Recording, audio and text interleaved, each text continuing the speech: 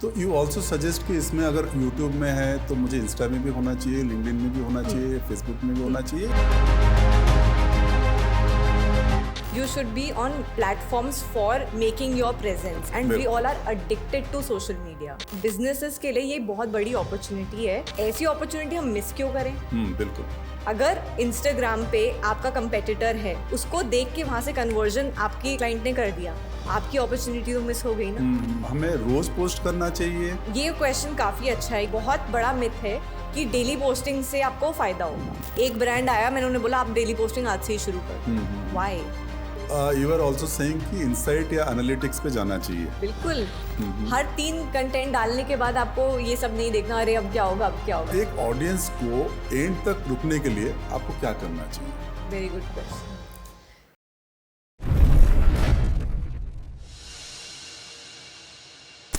Welcome back to another episode of Gyan junction, जहां हर मोड़ पर मिलता है एक नया ज्ञान। मैं हूं देव मिश्रा और आज हम बात करेंगे सोशल मीडिया के ऊपर। 2026 टोटली सोशल मीडिया का ज़माना है। तो ये सोशल मीडिया है क्या? और आजकल कोई भी ऐसा नहीं है जो सोशल मीडिया को छोड़ के रह सकता है। बी इट 60-year-old पर्सन और मे बी 15 साल का बच्चा हो या 6 साल का बच्चा हो, सारे सोशल मीडिया में लगे हुए हैं। तो ये सोशल मीडिया के बारे में डिस्कस करेंगे। सोशल मीडिया का इम्पोर्टेंस कितना है, रीच कैसे बनता है और क्या क्या इश्यूज होते हैं, कंटेंट कैसे बनता है, ऐसे बहुत सारे चीज़ें हैं जिसके बारे में हम आज बात करेंगे। और आज हमारे जो गेस्ट हैं वो है एक सोशल मीडिया का सेंसेशन सिमरन मरवा, जो सोशल मीडिया के सेंसेशन के साथ साथ एक फाउंडर भी है। She has her own studio, she has her own digital marketing company and आज हम उनसे बात करेंगे सोशल मीडिया के डिटेल के बारे में। तो वेलकम। Thank you. और कैसा लग रहा है यहाँ बैठ के, जब generally you host the show and आज आप गेस्ट बन के बैठे हो, तो कैसा लग रहा है? Sir I am very nervous. पहले होस्ट करते थे तो क्वेश्चंस पूछते थे, बट अब ऐसे लग रहा है कि मैं सामने वाले को सब बोलती थी कि अरे सब ठीक हो जाएगा। वो वाला फील आ रहा है। नहीं, आज हम बहुत सिंपल वे में बात करेंगे। हमारे ऑडियंस को बहुत क्लियरली हमें समझाना है कि सोशल मीडिया का कंटेंट कैसे डेवलप होता है, क्या क्या इसके बारे में थोड़ा सा डिटेल में बात करेंगे।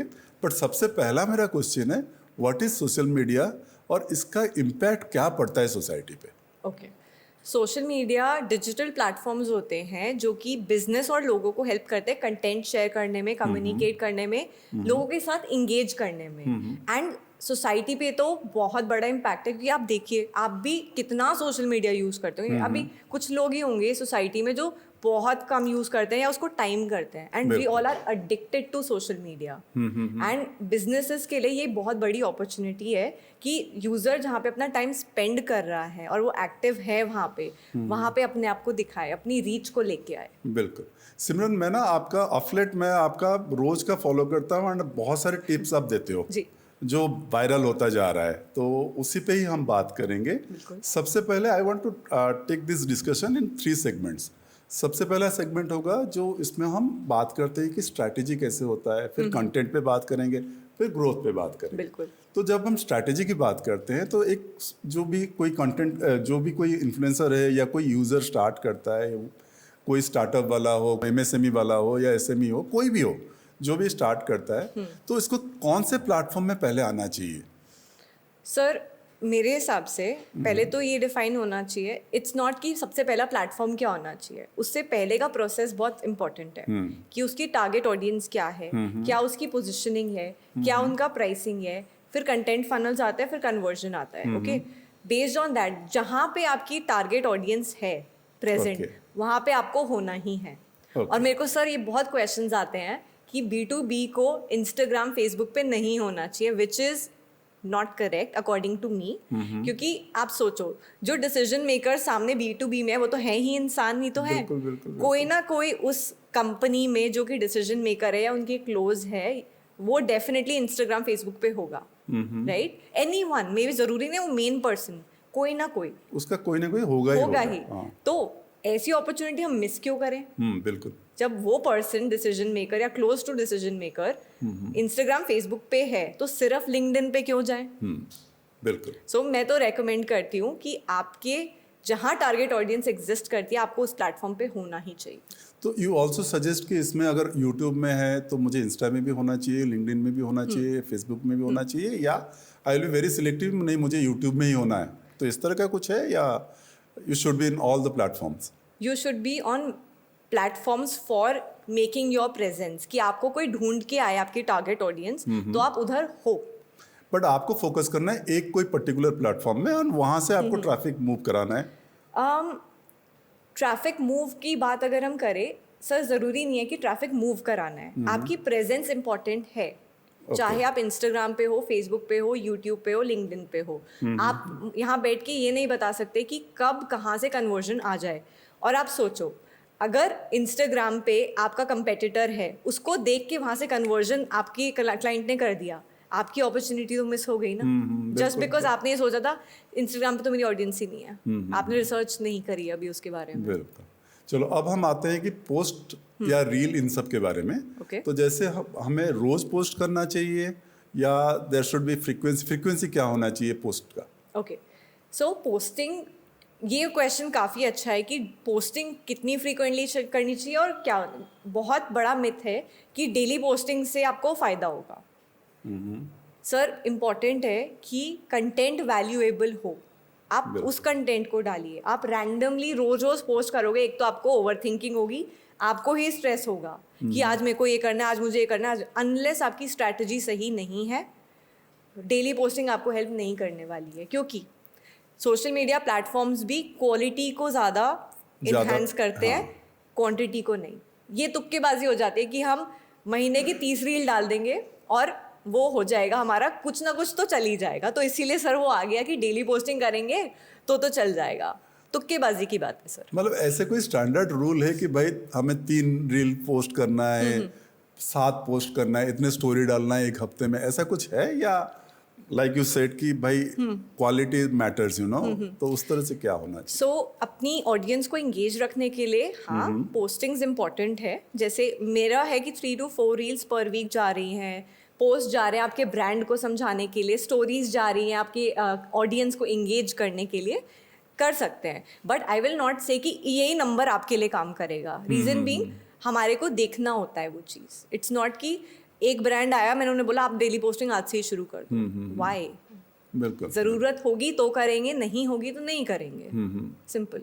और इस पे टाइमिंग मैटर करता है, लाइक इवनिंग में मुझे पोस्ट करना है या दिन में मुझे पोस्ट करना है या मॉर्निंग में पोस्ट करना है, इस तरह से कुछ है? जनरल टाइम ऑफ इंस्टाग्राम, जब मेजर ऑडियंस एक्टिव होती है, जनरली लोग वो देख के चलते हैं। लेकिन आपको मेजरली वो नहीं देखना है, आपको ये देखना है कि आपकी ऑडियंस कब एक्टिव है, जो कि आपके प्रोफेशनल डैशबोर्ड में दिख जाता है।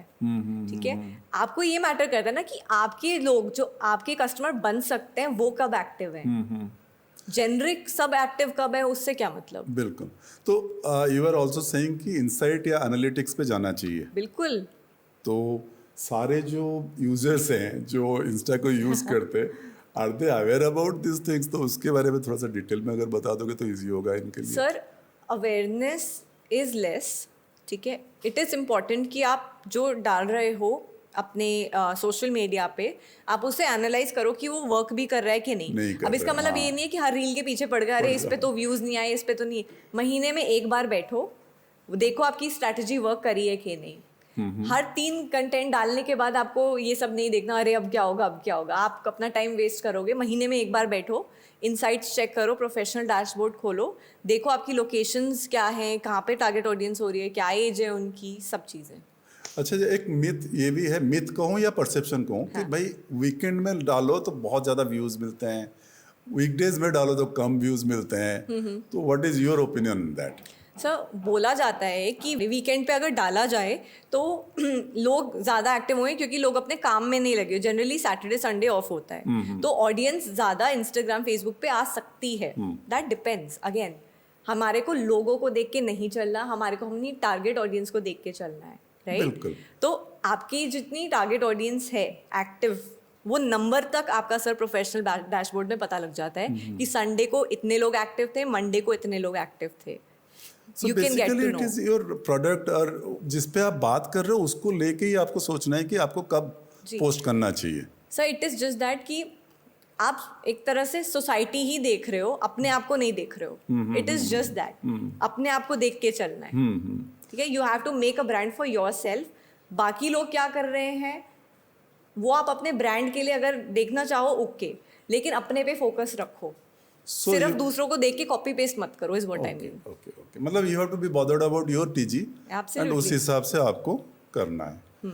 तो let's talk about content also. अगर क्योंकि कंटेंट सबसे ज़्यादा इंपॉर्टेंट है, it's total using quality matters.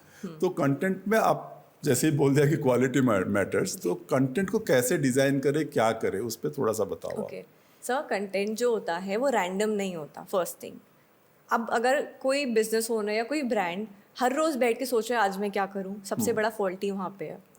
आपको पहले ही प्लान करना है कि एक मंथ में आप करोगे क्या. राइट, आपने कंटेंट पिलर्स बना लो. उससे इजी हो जाता है कि लेट्स से मंडे को हमारा मार्केटिंग जाना है, ट्यूसडे को हमारा वैल्यू जाना है, थर्सडे को हमारा फाउंडर कंटेंट जाना है, सैटरडे को लेट्स से हमारा बिहाइंड द सीन्स जाना है. इस टाइप से अब उससे क्या हो जाता है, आपका सेट हो जाता है कि पर डे आप क्या पोस्ट करने वाले हो. तो कंटेंट बनाना भी इजी हो जाता है. ठीक है, उसके हिसाब से आप प्रॉपर वे में वो बनाएंगे और वो टॉपिक्स जो टारगेट ऑडियंस मांग रही है. तो ये नहीं कि जो मेरे मन में आया मैं वो बनाऊंगा, कि मुझे जो अच्छा लग रहा है मैं वो बनाऊंगा. नहीं, आप यहाँ पे अपने लिए नहीं बैठे हो, आप अपनी ऑडियंस के लिए बैठे हो, उनको अपना काम समझाने के लिए बैठे हो. सो आपको ये देखना है कि आपकी टारगेट ऑडियंस क्या सर्च कर रही है, उनके क्या पेन पॉइंट्स हैं, उनको एडुकेट करना है. इस टाइप का कंटेंट आपने आगे लेके जाना है. ओके, इसमें एक बहुत इंपॉर्टेंट पॉइंट ये आता है कि जनरली एवरीबॉडी गेट बायस्ड कि भाई मुझे वायरल करना है. तो मुझे एज ए ब्रांड ऑल्सो मैं सोचता हूँ कि मैं ये पोस्ट डाल दूँ, मैं वायरल हो जाऊँ तो मेरा ब्रांड बहुत ऊपर निकल जाए. तो उस पर व्हाट डू यू से ऑन दैट? सर वायरल का मतलब ये होता है कि इंस्टाग्राम एक पर्टिकुलर कंटेंट को बहुत सारे लोगों को दिखाएगा, करेक्ट. लेकिन उस वायरल का क्या फ़ायदा अगर वो वायरल से आपको कोई सेल्स नहीं आ रही, कोई इंक्वायरीज नहीं आ रही. At the end of the day सब बिजनेस का बेसलाइन सेल्स होता है. वो जितनी मेहनत कर रहे हैं अपनी सेल्स के लिए कर रहे हैं, करेक्ट. तो वायरल का मतलब ये ज़रूरी नहीं है कि आपको सेल्स आएंगी.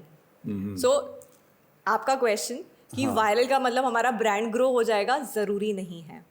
बट इसमें मैं और एक इम्पोर्टेंट पॉइंट पे आने वाला हूँ. ठीक है, ये जैसे आजकल का एक ट्रेंड हो गया है, या आप कह सकते हो कि इंस्टा का भी एक एल्गोरिदम इस तरह से भी बिहेव करता है कि आप आईबॉल कैच करने के लिए कुछ भी एक कंट्रोवर्शियल, कुछ भी एक नेगेटिव चीज़ से शुरू कर दो. जैसे ही आईबॉल ग्रैब किया उसके बाद आप अपना कंटेंट दिखा दो. जी. तो do you agree with this kind of strategy? Okay, so मैं नेगेटिविटी कभी भी प्रमोट नहीं करना चाहती हूँ. I feel that hook line की आप बात कर रहे हो. बिल्कुल, हुक लाइन डिफरेंट टाइप्स की होती है, राइट. और अगर नेगेटिव हुक लाइन जो कि किसी को हार्म नहीं कर रही है आप यूज कर रहे हो तो कोई हार्म नहीं है उसमें. लेकिन if it is harming someone's life, किसी को वो इम्पैक्ट कर रही है negatively, so I wouldn't recommend it. Okay, और एक क्वेश्चन इसमें है कि आपने हुक लाइन यूज किया किसी और चीज़ को दिखा के, नेगेटिव ना हो, पॉजिटिव हो, बट कुछ और चीज़ को दिखाया. बट उसके बाद फिर आप अपने ब्रांड को दिखाया.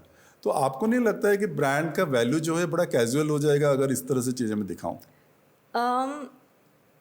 सर हर कोई ब्रांड वो फॉलो नहीं करता. ब्रांड चूज कर सकता है कि उनको किस टाइप का कंटेंट यूज करना है. फॉर एग्जांपल लग्जरी ब्रांड अगर आप देखेंगे वो इस टाइप का कंटेंट कम यूज करते हैं जो आपने बताया, राइट. बट ब्रांड के ऊपर है वो अपनी परसेप्शन किस तरह से बनाना चाहता है.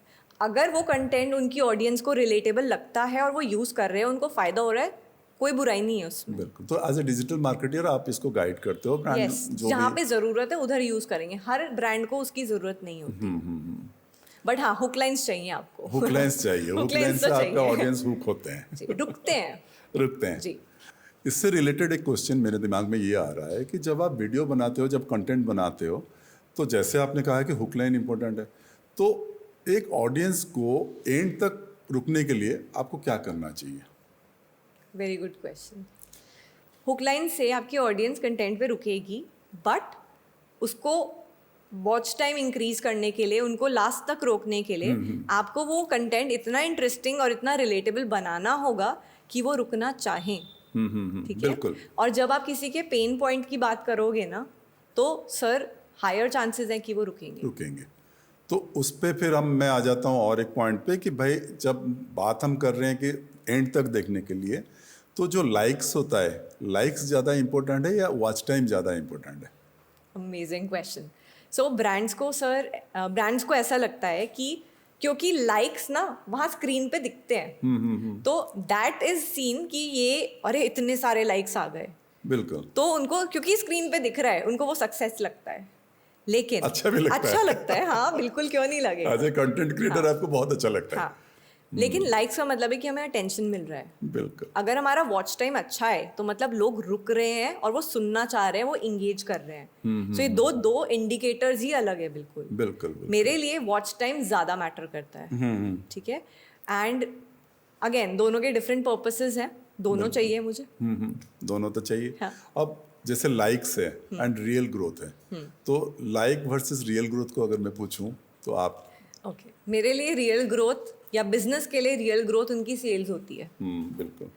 ना लाइक मैटर करेंगे, ना कमेंट मैटर करेंगे, ना वॉच टाइम मैटर करेगा अगर सेल्स नहीं हो रही. फाइनली बॉटम लाइन क्या है? बॉटम लाइन सेल्स है सर. कोई भी सोशल मीडिया पे या अपनी वेबसाइट बना रहा है, वो इस इंडस्ट्री में जहाँ भी हैं, क्यों है? क्योंकि उन्हें सेल्स करवानी है. That's a bottom line. तो मेरे लिए रियल ग्रोथ इज सेल्स. बिल्कुल. तो हम जर्नी को प्रॉपर करते हैं. प्रॉपर कर सकते हैं. तो जैसे मैंने बोला था कि हमारा जो थर्ड फेज है वो ग्रोथ के ऊपर हमें बात करना है. तो ग्रोथ पे अगर बात करते हैं तो जन हम बड़ा नॉर्मल सा क्वेश्चन आता है कि भाई ऑर्गेनिक ग्रोथ कितना है, ऑर्गेनिक पे ज़्यादा फोकस करें या बूस्ट करें या एंगेजमेंट में जाए या अवेयरनेस कैंपेन खाली कर दें या मेटा ऐड चलाएं. तो I told so many.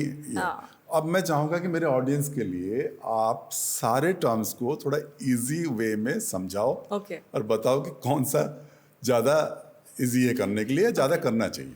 So I think major question ये है कि बूस्टिंग रन करें या हम मेटा एड्स रन मेटा करें, एड क्योंकि रन जो करें. आपने कंपोनेंट्स बोले वो मेटा एड्स में ही आते हैं. एंड मेटा एड्स इटसेल्फ एक अलग पॉडकास्ट का टॉपिक बन सकता बिल्कुल. है. उस पर भी और एक दिन पॉडकास्ट करेंगे. बिल्कुल सर.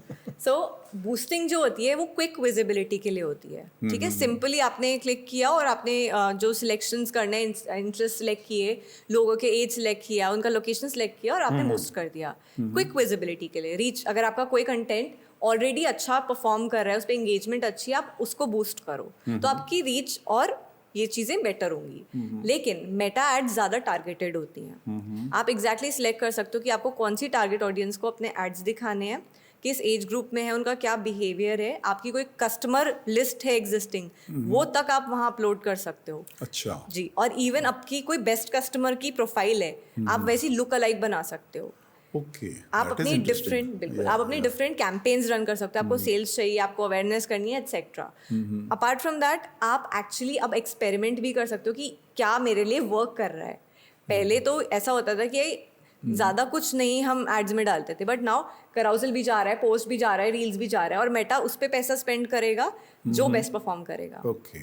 सो ये एक बहुत बड़ा एडवांटेज है. सो एज ए बिजनेसमैन मुझे फोकस करना चाहिए ऑन मेटा एड्स या मुझे ऑर्गेनिक वे में बढ़ने के लिए भी कोशिश करना चाहिए? दोनों का ब्लेंड अगर करोगे तो ज़्यादा फायदा होगा. सो मेटा से मुझे लीड भी मिल सकता है? यस, मेटा से. ओके, सो उस पर डिपेंड करता है कि आपका कैंपेन क्या है. ठीक है. बूस्टिंग से थोड़े कम चांसेस होते हैं कि सेल्स की तरफ जाए, लेकिन मेटा का डिपेंडिंग अपॉन द कैंपेन जो आप रन कर रहे हो, अगर आप सेल्स कैंपेन रन कर रहे हो तो आपका सेल्स की तरफ जाएगा, क्योंकि मेटा में आपका एक फनल क्रिएट होता है. बूस्टिंग में वो फनल नहीं बनता है. अच्छा. हाँ. Okay. So as a businessman also जब हम कोई एड रन करते हैं या कोई रील चलाते हैं, ये करते हैं, तो कभी कभी हम देखते हैं कि हमारे जो फॉलोअर्स हैं ना, एक पॉइंट पे रुक गए, उसके आगे और बढ़ नहीं रहे.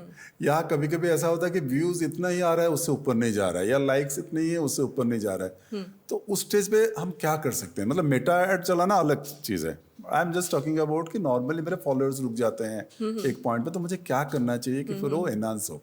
ठीक है. सो फॉलोअर्स जब रुकते हैं तो उसका मेजर रीज़न ये हो सकता है, या तो हमारा कंटेंट ऐसा है कि वो राइट ऑडियंस तक पहुंच नहीं रहा है. तो हमारे को देखना पड़ेगा स्ट्रैटेजी में कि ऐसा क्यों हो रहा है, हमारे कंटेंट में ऐसा क्या है कि राइट ऑडियंस तक नहीं पहुंच रहा. क्या हमारी कैप्शन की स्ट्रैटेजी है, किस टाइप का हम कंटेंट बना रहे हैं, उसको चेंज करना होगा. एंड दैट वो आपका एक्सपेरिमेंटेशन इम्पैक्ट करेगा फॉलोअर्स को उसके बाद. ओके. आपको अपना डायरेक्शन थोड़ा चेंज करना होगा। So you have to review yourself, You have to आपके review कंटेंट को yourself. देखना पड़ेगा आपको, फिर आप इसके बाद बिल्कुल. आप कर सकते हो बिल्कुल. काम उस पे। Okay, let's talk about future also. Okay. क्योंकि अब फ्यूचरिस्टिक क्या अभी हो चुका है, एआई टूल्स आ गए हैं सारे, AI is interfering in everything, आपके कंटेंट में भी एआई आ गया, तो हाउ डू यू फील कि एआई के आने के बाद AI tools will enhance the quality of the content, किस तरह से कंटेंट को और एनहांस कर पाएगा, क्या होगा? AI डेफिनेटली कंटेंट को बहुत अच्छा इम्प्रूव करता है, स्पेशली जब हम पोस्ट और कराउजल बनाते हैं और हम अपने एग्जिस्टिंग क्लाइंट्स के लिए वो यूज़ भी करते हैं। हमारे लिए और क्लाइंट के लिए टाइम एंड बहुत सारे सिनेरियोज क्रिएट करना ज़्यादा इजी होता है रादर दैन जस्ट पहले जो शूट होता था। सो बट वीडियोज़ के लिए अभी भी हम लोग बहुत अच्छी वीडियोज़ क्रिएट कर रहे हैं at a very good level for our clients and but अभी AI में वीडियोस के थ्रू बहुत इम्प्रूवमेंट बाकी है। AI ने एक फ़ायदा हमेशा हमारे को दिया है कि हम बहुत सारे सिनेरियोज जो हमारे को पहले बाहर जाके शूट करना होता था, जो कि पॉसिबल भी नहीं होता है शूट करना कई बार, वो हम यहाँ बैठ कर स्टूडियो में बनाते हैं अपने क्लाइंट्स के लिए। कॉस्ट सेविंग हो गई, टाइम सेव हो गया एंड बेस्ट पार्ट क्वालिटी निकल गई। Okay, that's so nice, thank you so much Simran, बहुत अच्छा डिस्कशन रहा। एंड नेक्स्ट एपिसोड में will be talking about Meta versus Google ads, तो आई थिंक द व्यूअर्स को बहुत बेनिफिट देगा। तो thank you so much. Thank you. And viewers, आपको ये एपिसोड कैसा लगा? आई थिंक आपके लिए बहुत यूजफुल है। तो ऐसे अगर एपिसोड और देखना है तो कमेंट बॉक्स पे जाइए और कमेंट कीजिए एंड हमारे चैनल को लाइक करिए, सब्सक्राइब करिए और शेयर करिए।